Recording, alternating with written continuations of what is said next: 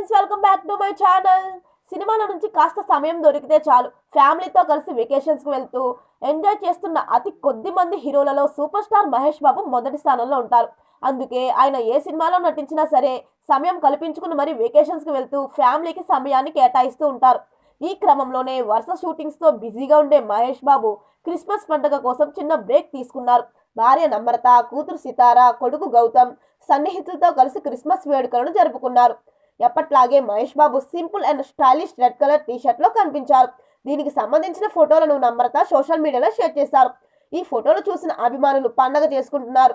పండగ కళ అంటే ఇదే, ఫ్యామిలీ ఎంత బాగుందో అంటూ సోషల్ మీడియాలో కామెంట్స్ పెడుతున్నారు. మరిన్ని వీడియోల కోసం మన ఛానల్ని సబ్స్క్రైబ్ చేయడం మర్చిపోకండి.